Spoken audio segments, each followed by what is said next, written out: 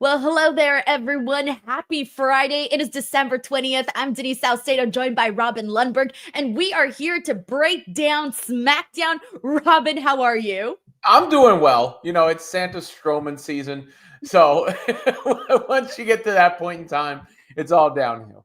You know, I almost titled this video Braun Strowman as Santa Claus. That was almost going to be like the actual title of this video, but then I thought people are not going to get it. It's probably only funny to me, but the part that you bring it up, I'm like, okay, good. It's funny to everybody seeing Braun Strowman as Santa Claus. I think it was the standout moment of SmackDown. To be It probably was. Not exactly a North Pole bar to climb, but This was a warning to everybody. This may be our fastest SmackDown post show ever because not so much happened on this show.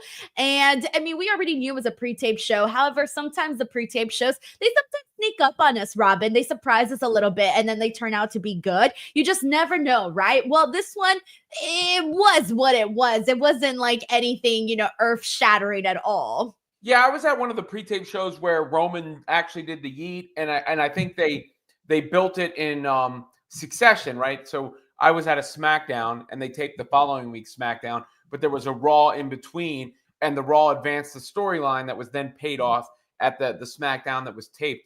In this instance, it felt a little bit more like a Saturday Night's Main Event recap show for a while, and then I want to give him a bit of a benefit of the doubt where I don't know the scheduling or the reason, but could it have been because of the holidays and because of Saturday Night's Main Event? So you tape it there, a show of little consequence, let people get a little bit of, a breather, a little time off and circle back. Because it's not as if fans are going to be going, do you remember that SmackDown on December 20th?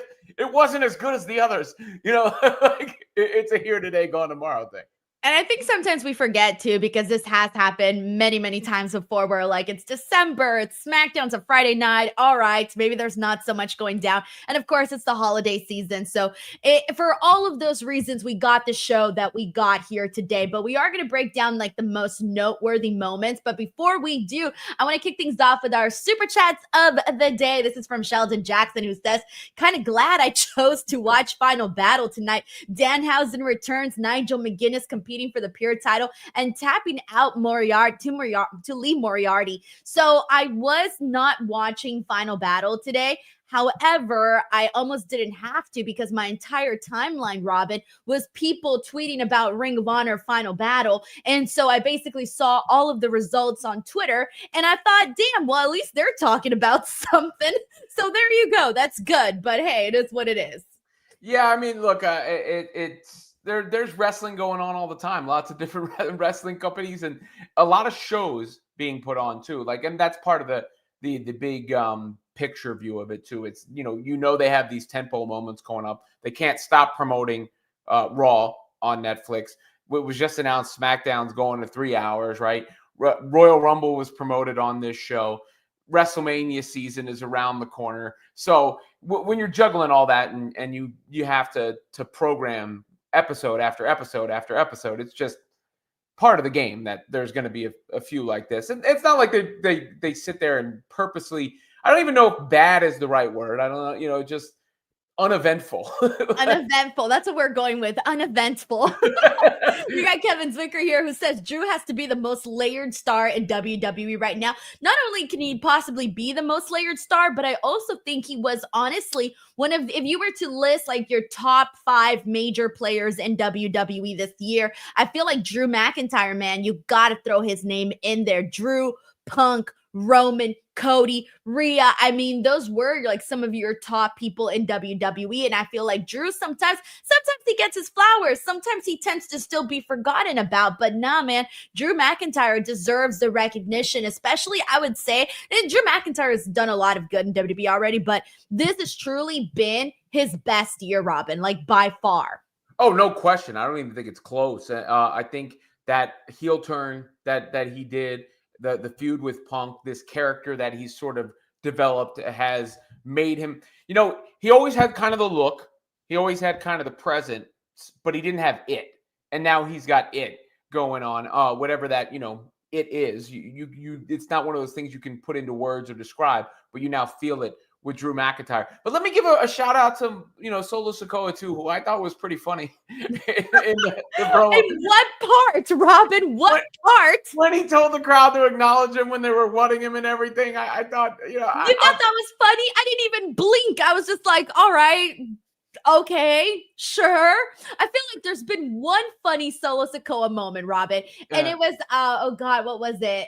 I don't even remember, but I remember I shared the clip on Instagram or something. It was something that he said in like a really funny voice. Was it the yeet thing? I don't. He's been doing like a more comedic character of late. I don't remember the specific yeet line per se, but I think you need to acknowledge Solo a little bit more, Denise. I don't think you acknowledge I'm Solo sorry, enough. Robin. No, like look. When it comes to the comedy stuff, I'm like, okay, I'm going to listen, but you got to understand, like, I feel like when it's comedy bits, it's those moments that everyone gets, right? Everybody laughs at exact certain moments because of the timing of the comedic structure. That's just the way it's supposed to be in a promo. I did not at all in this Solo Sikoa promo get a moment where I was like, ha, that's so funny. Not once. I don't know if it was ha. I found it amusing. I think he's getting better on the mic, and that was part of that same segment. So I enjoy giving Solo credit because I feel like some people hate on him. I enjoy giving Solo credit because my youngest is a big Solo Sikoa fan.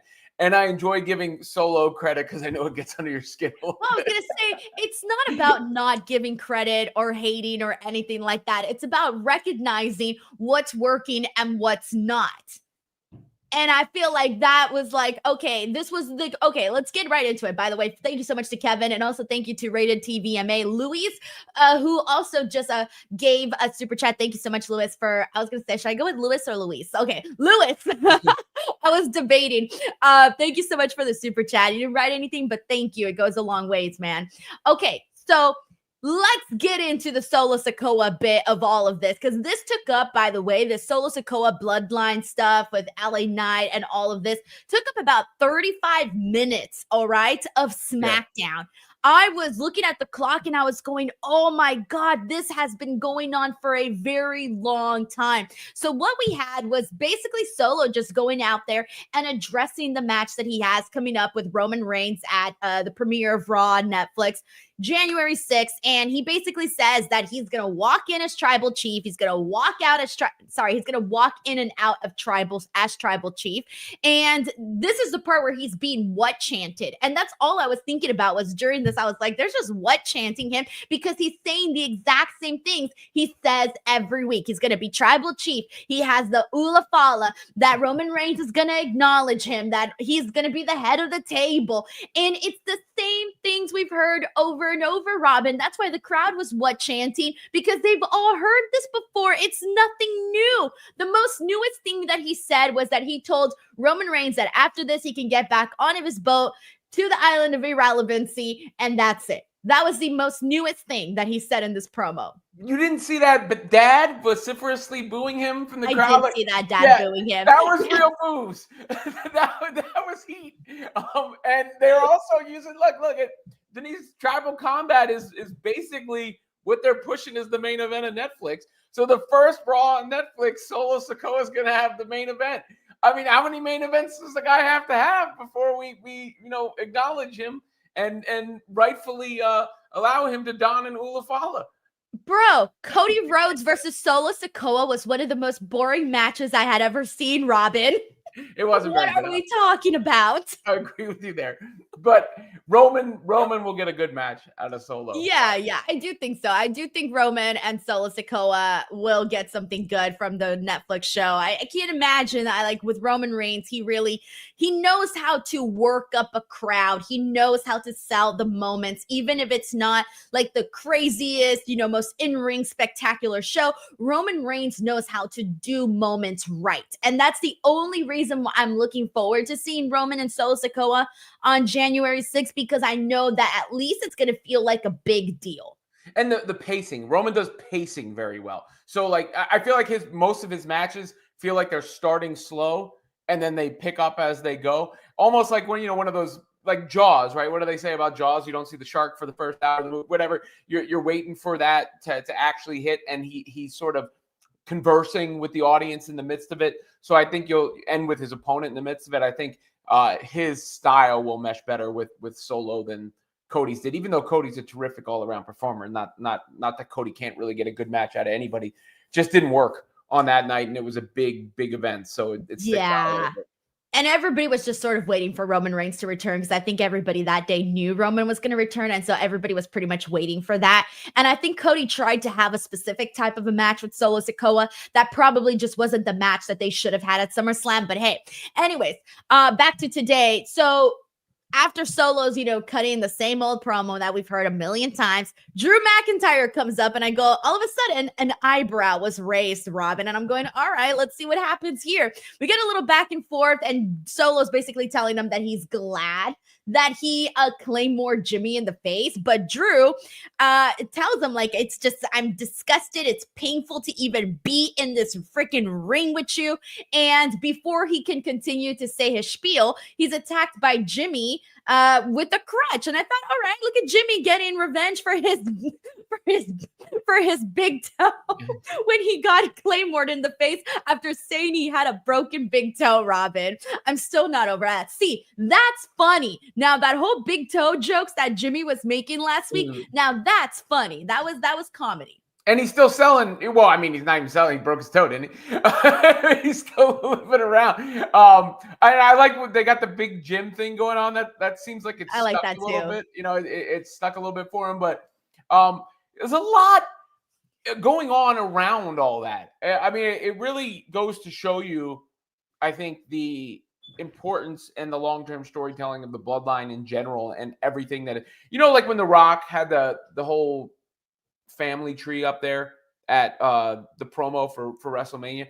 I feel like every storyline in WWE is from this Roman Reigns tree, right? Like everything is sort of off of that at the same time, where you have Drew McIntyre now involved, and he and Jimmy Uso are going at it after Drew McIntyre attacked Sami Zayn, and Drew McIntyre has a match with Sami Zayn, and Sami Zayn is linked to the bloodline. It's friends with Jey Uso, and Jey Uso wins the Intercontinental title in the midst of all of this before losing it and has his whole solo run. CM Punk is now back involved with Paul Heyman because he's the mouthpiece that once was for CM Punk and, of course, is for Roman Reigns. Punk is involved in the match with the bloodline. Solo, like we're just talking about, has gone on and done his bloodline thing.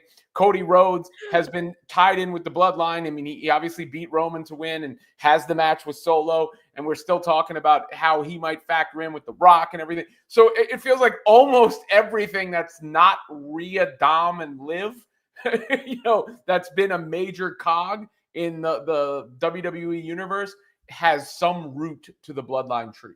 It really, really does. Like when you paint it out that way, like there's some sort of connection to Roman Reigns, like the whole entire glue right now, everything has sort of been built off or spiraled off of what's going on with Roman Reigns. So, I mean, that just kind of goes to show you like how big the bloodline stuff is in general, which we kind of already knew that, but still, we then got into this through the 6-way, with LA Knight, Apollo Crews, and Andrade versus the Bloodline. And this went on a very long time as well. What did you make of what you were seeing here? Well, I mean, obviously you loved it. I was like biggest fan over here. I just feel bad because I'm like, all right, there's so many other stuff that like are usually better than this, but hey, it's fine. Yeah, I mean, I don't know. I don't. It didn't like stand out to me as terrible, but I did the same thing where I looked at the clock and I was like, this match has been going on for a minute. But sometimes the fans complain that the matches aren't long enough on TV. So fill it out, read the room. Like there's certain matches where I'm like, dude, this needs to get 20 minutes. Like this shit's gonna be good. And then there's other matches where like, we could do with a few minutes here and there. I thought it was a good finish for Solo again. I mean, it made Solo look pretty good, look pretty strong at the end. I don't know what exactly is going on with LA Knight right now. That's about all I got to say. We got Matt Logan here who says CM Punk Seth Rollins is the main event of Netflix. I don't think they've said their main event, have they? I don't know if they've said it officially. I thought I read that it was going to be Tribal Combat, that they did say that. So if it's okay, if they haven't officially said it, because I haven't seen If they already said which main event was going to be main eventing, I feel like if you're going to tell me Solo Sikoa versus Roman Reigns, Liv versus Rhea, or Seth versus Punk, which one should main event Netflix? I do think that it should be Seth and CM Punk, because I just feel like that would be the best match. And it's going to be weird, though, I know, having Roman Reigns like in a different spot on the card. But I just feel like, well, you know what? It would kind of be fun, though, if you kicked off the show with Roman Reigns and Solo Sikoa. Imagine like the first person you see starting this era of Netflix and WWE is Roman Reigns. Like, that could be cool, too. But yeah, like this show's pretty stacked, because you also got Rhea and Liv. And granted, we've seen them wrestle, you know, quite a bit, but it's still a big matchup, man. Like, Rhea's a big star. Liv Morgan has become the biggest star she's ever been in her career this year. But I do kind of hope that it is. So it seems a lot of people here are saying that it is CM Punk and Seth Rollins is the main event, by the way. Thank you to everybody. I Googled it and it says Roman Reigns, and apparently Michael Cole said it. Yeah, he said it, I think, during the headquarters event that they did. Oh, did he? Okay. I still think there's a chance the other one closes just because of what could happen at the end of it too. You know, that's. I'm glad. I hope it is this match. I hope it is this match here. And also, I feel like it has to be too, because even though this is not WrestleMania and we're, you know, always talking about CM Punk getting his WrestleMania main event, this was supposed to be a main event at WrestleMania. Like, let's not forget. So I can't imagine this match like being bumped to a random, like, you know, third match of the night or something. Like, this was supposed to be a WrestleMania match. Yeah, my bet would be the first thing we hear on Raw on Netflix is John Cena's music. That would, if I'm betting, that's the first thing that comes out, is because I could see almost like John Cena making an appearance toward the beginning and The Rock making an appearance toward the end, but not if it's going to be Punk and Seth main eventing, then that's a whole different ballgame. But who knows? Or what if they do a CM Punk Roman Reigns stare down at the end of it? I mean, maybe it'll be too much, a little overbooked and all of that, but whatever. I'm just throwing shit out there. Well, I mean, take me seriously, okay? Well, I think it was Fightful that reported today that they were talking about Punk and Roman for WrestleMania, and you and I have talked about it. I think, you know, Cody and Rock and Punk and Roman would actually, in my mind, be the biggest one they could do, one each night. But I honestly don't know, which I guess is a good thing. You know, there's a little bit of an unpredictability toward it. I think unless Roman is obviously cost by one of them, he's going to beat.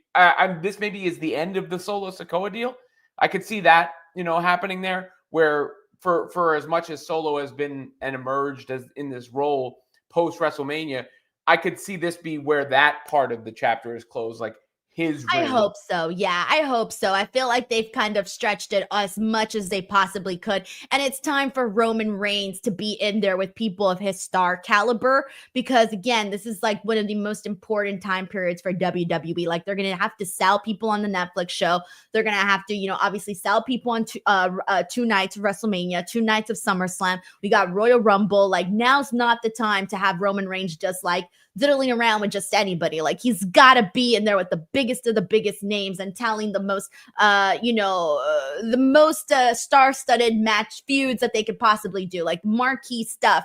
So I do kind of see the Roman Reigns, Solo Sikoa stuff kind of ending on Raw January 6th. But we got Michael's. Thank you so much to Matt Logan for clarifying that. Thank you. We got Michael's Wrestling Channel, who says, I almost fell asleep over the Solo promo. I'm loving Johnny Gargano as a heel. Johnny Gargano had a very funny line today back when he did a backstage segment with Ciampa. He said something along the lines of him proving that he's a man. I've had a kid, and I don't even know how he said it, but him saying that he was a man because he had a kid nearly killed me, Robin. I thought that was hilarious. I'm like, yeah, that's pretty much telling us, like, you kind of are a man. I mean, there's a lot of people with kids who aren't men necessarily. True, that's true too. I think he was taking terms more on the very, very literal meaning of being a man, as in, we all know what it takes to make a child. Yeah. He at least did that part very well. I'm able to biologically reproduce. Yes, he's biologically able to reproduce. That's exactly what he meant by that. I love it. I kind of knew what kind of show we were in for, though, when they were promoting that match as much as they were. Yeah, we got like, what, 2 backstage segments on that, I think? Yeah, and they kept putting it on the ticker, like, still to come. And I was like, I don't think no offense to either of those gentlemen, I don't know if I've ever seen them used to sell a show as much as they were. That was I think the stuff they're doing with DIY has been pretty good. And I do like Gargano in this role more for sure. I still didn't think that even particular match stood out too much on it. I was disappointed in this match and Alex Shelley, Johnny Gargano, because I thought, okay, you know what? If this SmackDown is not so newsworthy, maybe we can at least get a spectacular match. I've seen Alex Shelley go at a certain level. I've seen Johnny Gargano go at a certain level. And this was just like volume 5 on 100. I didn't think that they went full throttle in this match, and it was one of those things where I was a little bit disappointed in this one. I think that they could have done a little bit more. I think it was just kind of a throwaway match, but like you said, given how much they were promoting it here today, I was expecting just a little bit more in this. Yeah, no, I mean, it was definitely not memorable, definitely not great. And I mean, disappointed is I don't know if I had high expectations going in until I knew it was taking place. You expect it to be a pretty good match. But yeah, uneventful. I'll stick with the word I used before. Uneventful is the word of the night. Excuse me. We got Rafael Garcia. Thank you so much, Michael. We got Rafael Garcia who says, I can tell you why you were bored with this show with a simple question. Where was the obligatory Christmas street fight? Braun and Carmelo were there. Yeah, that's true. We didn't have really besides Braun Strowman coming out as Santa Claus, we didn't have any of our Christmas fun where there's going to be a Christmas food fight in the back, and someone's going to whack somebody with a candy cane or throw a pie in their face, something like that. Yeah, we didn't get that this time. I will say, I joked about it at the top, but I think I enjoyed the Braun Strowman Carmelo Hayes thing the most out of anything on the show. I think it was probably my favorite part. Their backstage, even the finish of that match. I did like the finish of that match, and then the chase and through the back. See, I never like finishes like that because I don't like when anybody comes out looking like they just pulled a fast one over on them, and that's essentially what we got. So we got Braun Strowman. He did the Grayson Waller effect show, and Carmelo Hayes goes out there and starts talking smack because, as you guys know, Carmelo Hayes lost to Braun Strowman last week. So then they went into this whole match here, and the finish was kind of weird because we see Braun Strowman essentially get counted out. They're on the outside of the ring, and then at one point he throws Carmelo Hayes, which I did think the throw was pretty cool. The throw is cool, but I wasn't expecting that to be the finish. So he throws Carmelo Hayes back into the ring, and then the referee calls for the bell, and that's it. So Carmelo Hayes wins because Braun Strowman gets counted out, and I thought, I don't like when good wrestlers like Carmelo Hayes win in these fashions where it makes them look like they just got away with it. But I get it. That's the character. I get it. But Carmelo Hayes is such a good wrestler. We just came out of the best of 7 series with him and Andrade. I'm sorry. I feel like I want to take him a lot more seriously. And then Braun Strowman, they always do this with Braun Strowman. They make him look like he's dumb. And I'm like, I know he's big. That doesn't mean he's dumb. But when you do stuff like this, it's like, damn, well, you're making me feel like Braun is dumb. And he's not. And why are you making me feel that way with this finish? That's why I didn't like it. It doesn't do good for Braun, and it doesn't do good for Carmelo. Who am I supposed to cheer for here? I'm not going to cheer for Braun after that. I'm not going to cheer for Carmelo after that. I want to cheer for nobody. Well, that's why I didn't like the finish. I'll have to say this first to preface. There's almost nothing in life as inconsistent as the count from refs in wrestling for countouts. Sometimes they can be outside of the ring for 4 days and there's no 10 count. Other times, 10 count, I'm being very serious and strict with this. I don't know, Denise. I just saw it as sort of like a comic relief at the beginning with Braun Strowman in the Santa Claus outfit. I saw it as a way for Carmelo Hayes to get back at him for last week without weakening Braun Strowman by him losing, because you're trying to keep selling him as a monster. And then I really just saw it as a vehicle to get them backstage and to do that whole chase bit and the chair shots at the end and maybe keep this going for a little while longer. So overall, I liked it. So guess what? Somebody turned heel for me too in this segment, by the way. You were talking about the backstage act. Mm-hmm. All right. I've said this before. I think I've said this on the air. There's 2 things I really hate in this world. Snitches and copycats. Those are my 2 least favorite attributes, right?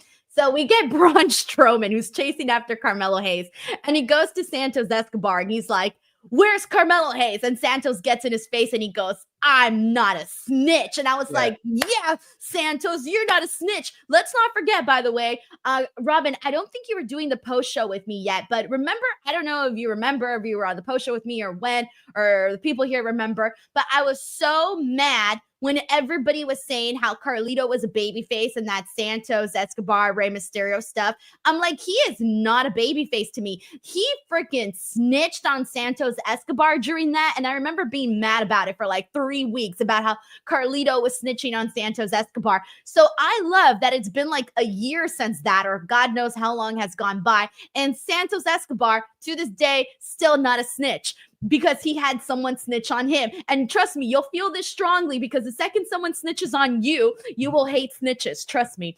Anyway, so here's the thing that happened though, Robin.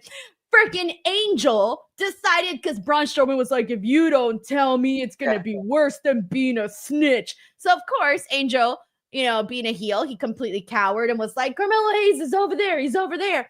That's it. Angel's a heel now to me. You got to get rid of this guy. You can't have a snitch in your group. That's it. It's done. Like, I'm so mad. I'm like spitting over here. It did carry on your Braun being dumb thing too, because you knew what direction you were heading in. Where would he have gone? Straight the hallway. Down here, not too many places he was like hiding. And then that allowed him to get hit by the chair, right? Because he was taking a second to try and deliberate the whereabouts of Carmelo Hayes. But I guess I just didn't take the whole bit too seriously and saw it for what it was, which was a little bit of a chance to have some chaos and give Braun Strowman and Carmelo Hayes something to sink their teeth into. Angel's got to be gone. That's it. Sorry, bro. We can't have you in the group anymore. That's how it works, Robin. He's out. He's out. If this was a prison storyline TV show, dude would have been shanked already. Like, that's it. That's how serious. I didn't know. This is how serious this is. Yeah. Denise Salcedo don't play in these streets. I didn't realize. Nope, I do not play. David Primero says, I was so nervous with Bianca, thought she would turn. Okay, so BTW, our main event of the night was Bianca and Naomi versus Nia and Tiffany. So I'm still on the Naomi is going to turn on Bianca boat, by the way. Like, I'm still there. Like, every week they keep reinforcing this belief in me that Naomi is going to turn. Now, granted, Bianca and Naomi did get a fantastic win today. Not a bad match. We got to see Bianca do like an insane 450 splash. And granted, she's done 450 splashes before. But dude, this time, I think it was on Nia, right?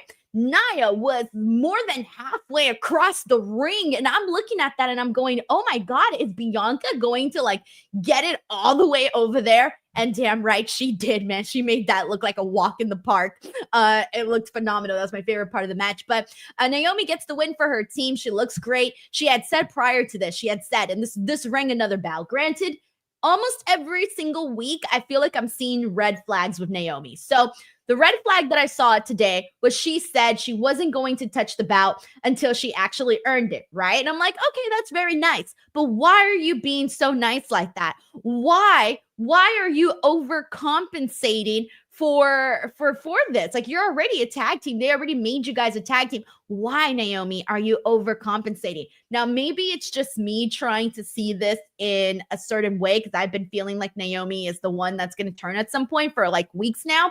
But I don't know. To me, she was overcompensating, Robin. Did I read too much into that?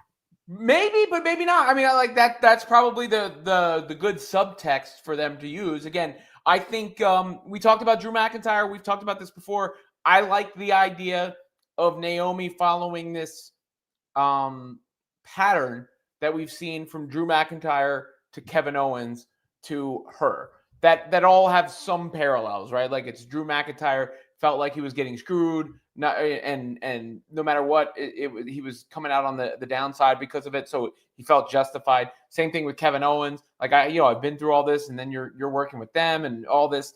Cody, you kind of betrayed me in that sense, and he went off the deep end. And I think for Naomi, it's kind of like all the shine goes to them. I haven't had my real singles run. I haven't really ever been pushed up to the way of my talents would indicate I'm worthy of. And that's what leads her to snapping. So I kind of like that idea in following that sort of blueprint. Everyone has their own spin on it to their character, but sort of parallel to those recent journeys we've seen. Man, I'm still sticking with it. Naomi turn. My Naomi is going to turn. But anyways, we didn't get a turn here tonight, though. But we did get a fine main event, though. I will say that much. David Primero, thank you so much for the super chat. All right. So let me see. Let me make sure I'm all caught up now. All right, cool. So Luis says, didn't know Denise was a criminal. Dude, I watch all the shows, okay? I'm very, very connected to what is hip and what is not, and what would get you shanked and what's not going to get you shanked. Do not snitch. Do not Under snitch. any circumstance, is there ever Under any circumstances, do not snitch. What if it's going to keep someone else safe? What do you mean? You have to paint me out a scenario. All right, so let's say the perpetrator is on the loose, and the perpetrator is targeting somebody that you care about. Is it somebody that I love? Yeah. I mean, unless it's like somebody that I love, then I'm going to fight that person. Yeah, but you don't, they're gone. They're out of your... handle the business myself, Robin. You're getting in the car, you're driving there, yeah? Yes, yeah. And the second I call the cops, it's because I have my foot down that person's throat, and I'm like, here, I got him for you. I didn't know how hardcore you were. Where does this hardcore lineage come from? I don't know. It's just there. It's not really like vibing with the Taylor Swift shit, it's Dan Jackson, Chola mentality. I didn't want to be stereotypical or make any ethnic jokes until they were on the table. All right. I didn't want to be a typical gringo and just running off the mouth. Oh. You're like, wait, I need to be connected to this. By the way, I almost missed this, and I'm so sorry. This is from Kaden Crawford, a DWO member for 13 months, who says, DWO, please, # Monday Night Rocks, can't make the 27th. What's happening the 27th? Oh, that's next week's SmackDown. No worries. Kaden, thank you so much for coming into the show. We appreciate you, man, a whole lot. Thank you.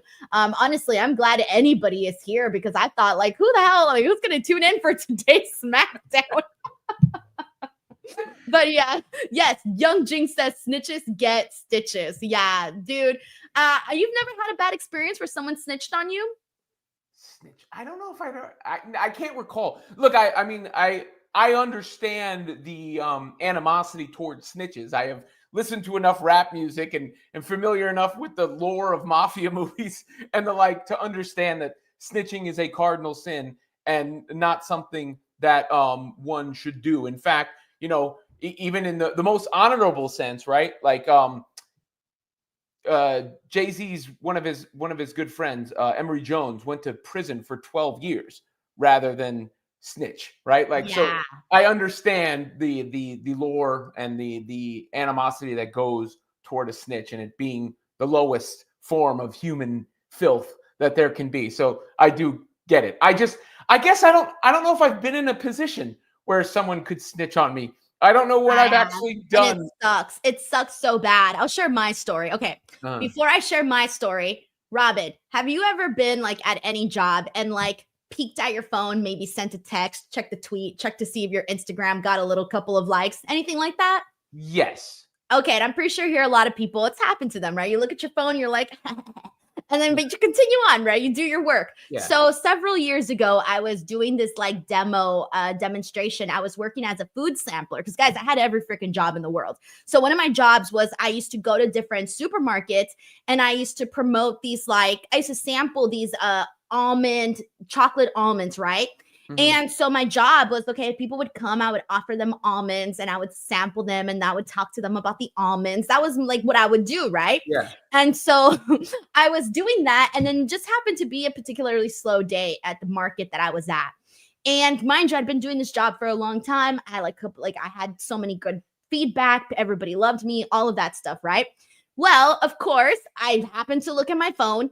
A customer went and told my manager that they saw me on my phone, and the manager then fired me and then told my other manager, oh yeah, she was on her phone. So one time on my phone, one job, and they were like, oh, that's it, you're done. And they were like, oh yeah, customer saw you. And so that customer that went to the store at freaking Vons decided to go and freaking snitch on me for being on my phone and lost me my job, even though I had this string of a really good reputation.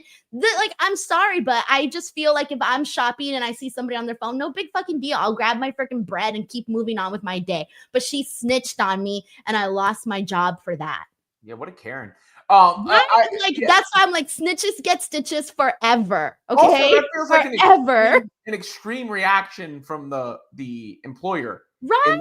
Don't you think? Yeah, don't. That's so too. And I'm like, I'm sampling almonds, guys. Calm down.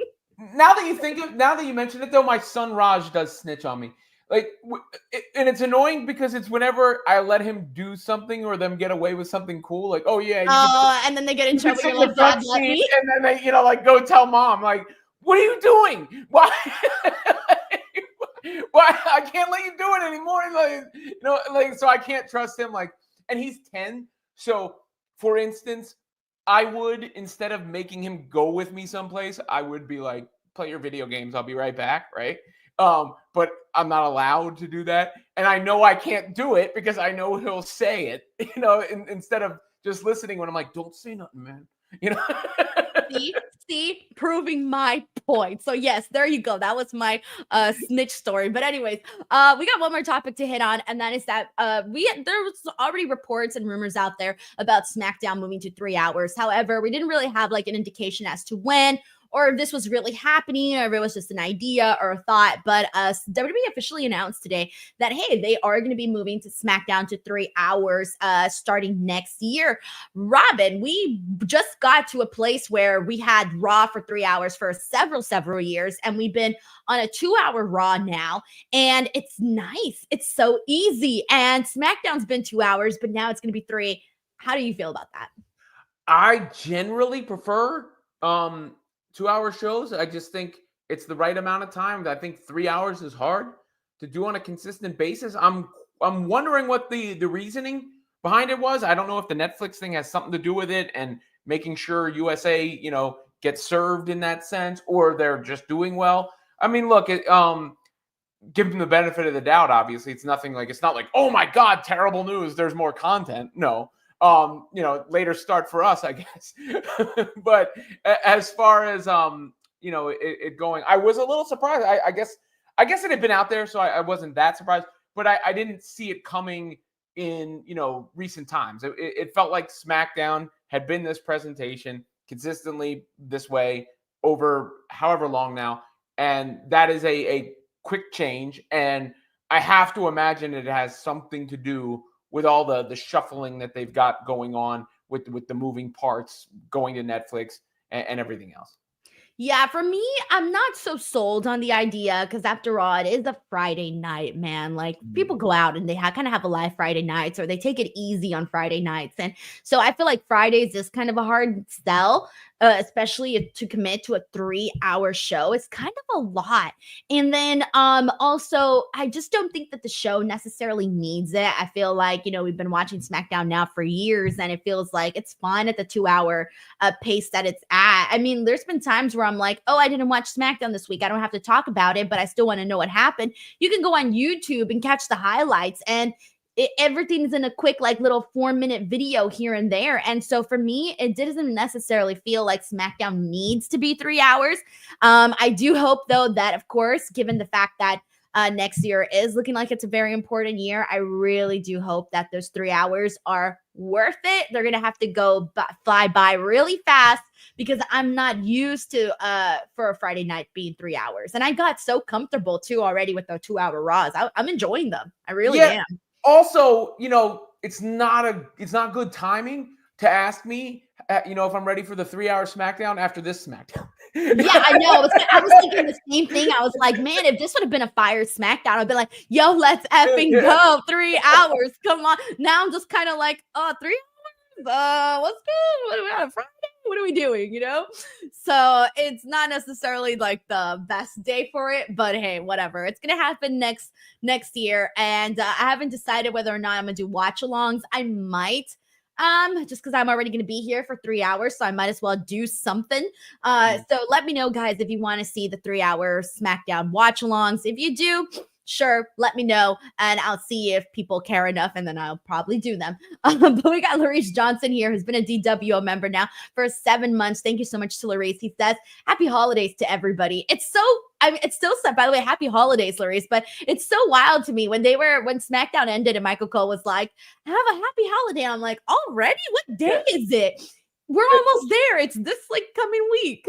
It's our lives, though. It's our lifestyle, right? Because I had somebody this morning call me, like somebody I did some business with, and I'm like, what are they calling for? And they call and they're like, oh, just calling to wish you a happy holidays. I was like, oh, when is that next week?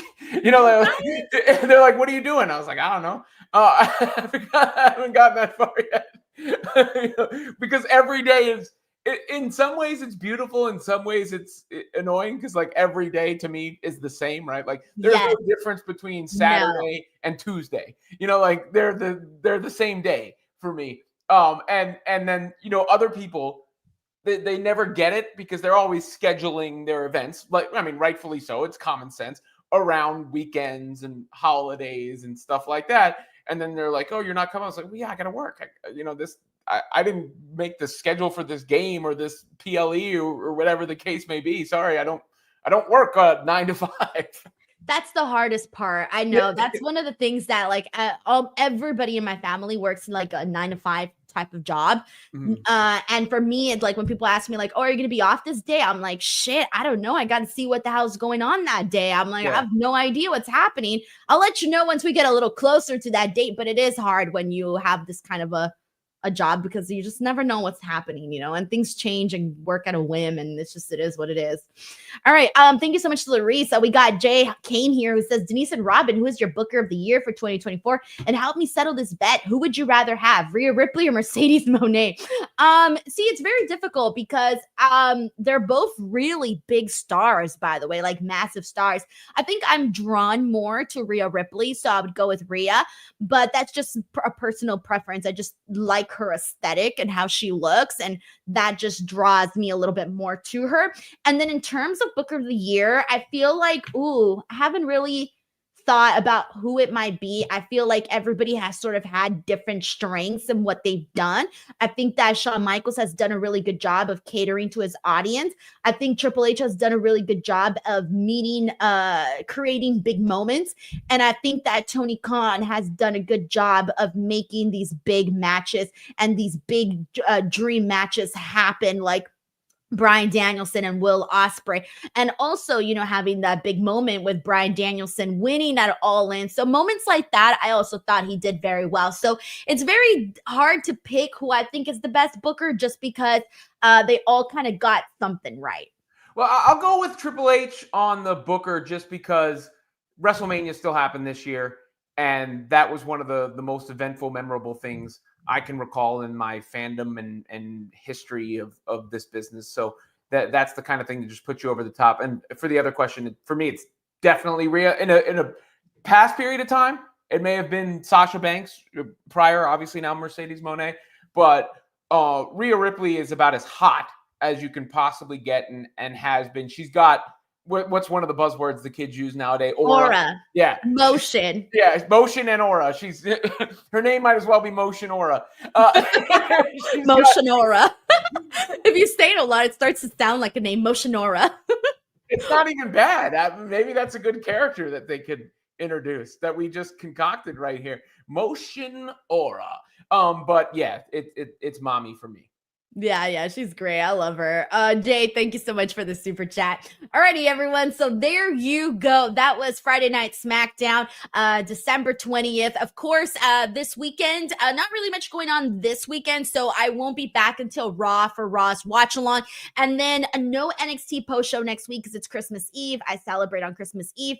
However, Christmas Day, Reg and I will be here. We'll be doing a watch along. We'll be doing a post show because I don't do nothing Christmas Day. And then SmackDown next week, Robin and I will be back. And then, of course, next week, we also have AEW World's End. So then we'll be wrapping up the year. Crazy, right? I know we're getting there already. But Robin, what do you got going on?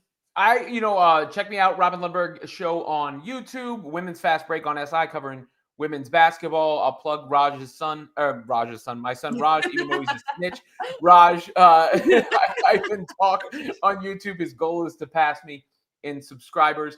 And then, yeah, you said next week is Christmas. We're gonna figure it out, Denise. We'll take it day by day. I know. We're like, hey, yo, it's Christmas. Oh, it's Christmas. Merry Christmas. Alrighty, everyone. Thank you so much. Please do not forget to check out all of the content that I've been posting. Daily videos have gone up here on this channel. If you haven't taken a look, go take a peek. Go see what's been posted. So much work has gone into that, so please check those out. New video dropping tomorrow bright and early in the morning, so make sure you check that out. Thank you so much to everybody, and we'll catch you guys on the next one. Bye, everyone.